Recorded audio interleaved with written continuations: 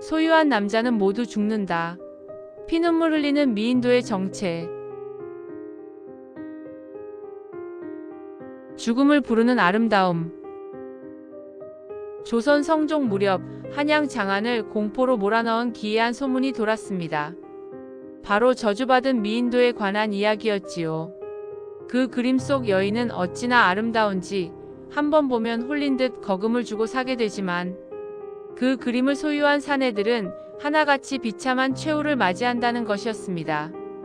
크크크. 참으로 곱구나. 살아있는 것 같아. 오늘 밤은 나와 함께 놀자꾸나. 히히. 어둠 속에서 기괴한 웃음소리가 들려오고 최대감은 보이지 않는 누군가에게 목이 졸린 듯 컥컥대다가 눈을 부릅뜬 채 그 자리에 고꾸라졌습니다. 사인은 심장마비. 하지만 그의 표정은 귀신이라도 본 듯 공포에 질려 있었습니다.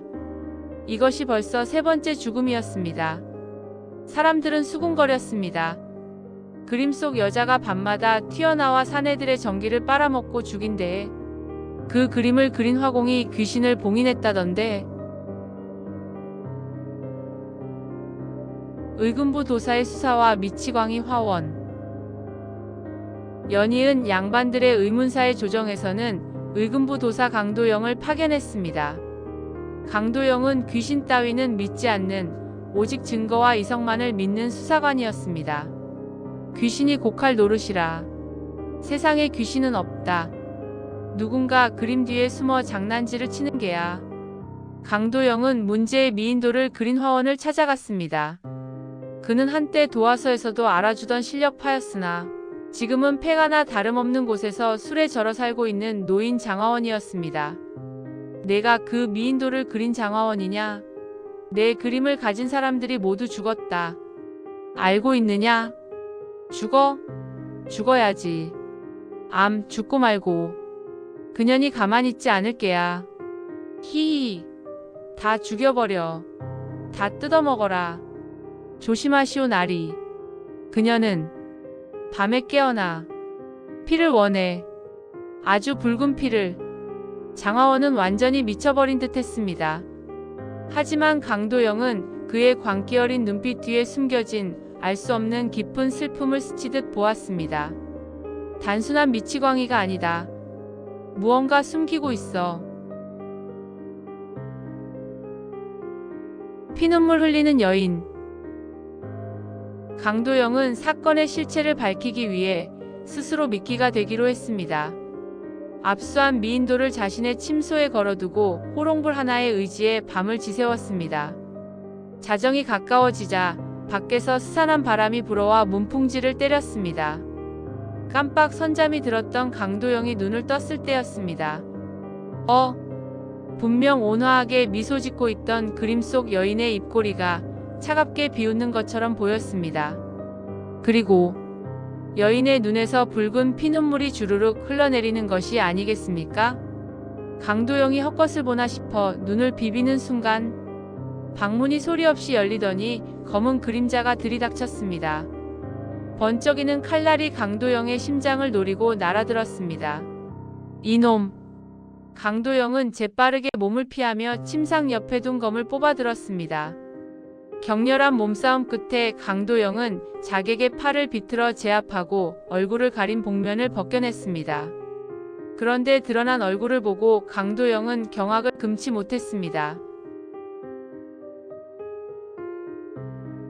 미치광이 화원의 슬픈 복수극.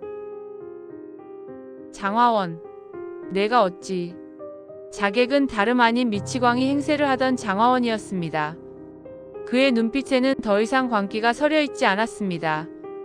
오직 서늘한 살기와 깊은 절망만이 담겨 있었지요. 실패했구나. 내 너까지 죽여야 입을 막을 수 있었거늘. 진실은 이러했습니다. 미인도 속의 여인은 상상 속 인물이 아니라 장화원의 하나뿐인 딸 설화였습니다. 설화는 빼어난 미모로 소문이 자자했는데 죽은 양반들 최대감 일당이 그녀를 탐내어 억지로 끌고 갔습니다. 설화는 놈들에게 끔찍한 짓을 당한 후 수치심을 이기지 못하고 스스로 목숨을 끊었습니다. 하지만 권세가인 그들은 털끝 하나 다치지 않았고 오히려 천한 것이 분수를 몰랐다며 비웃었습니다. 장화원은 피눈물을 흘리며 복수를 맹세했습니다. 내 딸을 죽인 놈들이 내 딸의 얼굴에는 환장하더군. 그래서 그림을 그려 팔았지. 그리고 밤마다 놈들의 방에 숨어들어가 그림을 감상하느라 정신 팔린 놈들의 술잔에 독을 탔다. 심장이 터져 죽는 독을. 귀신의 저주 따윈 없었습니다. 딸을 잃은 아비의 처절한 복수국만이 있었을 뿐입니다. 미치광이 행세는 의심을 피하기 위한 연극이었던 것입니다. 진짜 피눈물이 되어 흐르다. 내 딸의 원수는 모두 갚았다. 이제 나도 딸 곁으로 가야지. 안 돼. 멈추시오. 강도영이 손을 쓸 새도 없이 장화원은 준비해둔 독약을 단숨에 삼켰습니다. 독 기운은 순식간에 퍼졌고 장화원은 비틀거리며 벽에 걸린 미인도 앞으로 다가갔습니다. 설아야. 아비가 많이 늦었구나. 장화원은 그림 속 딸의 얼굴을 어루만지며 쿨럭 하고 검붉은 피를 토해냈습니다. 그리고 힘없이 그림 위로 쓰러지며 숨을 거두었습니다. 그런데 기이한 일이 벌어졌습니다. 장화원이 토해낸 피가 그림에 튀었는데 하필이면 그 핏자국이 그림 속 여인의 눈 바로 밑으로 흘러내린 것입니다. 마치 그림 속 여인이 아비를 위해 피눈물을 흘리는 것처럼 말이지요. 이것이 진정 미인도의 저주였구나. 귀신보다 더 무서운 한 맺힌 아비의 저주. 그 후 이 미인도는 불태워지지 않고 의금부 비밀 창고 깊숙한 곳에 봉인되었다고 합니다.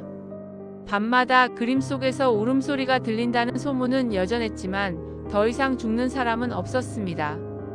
세상에 원한 없는 무덤은 없다지만 자식을 잃은 부모의 원한만큼 깊고 무서운 것이 또 있을까요?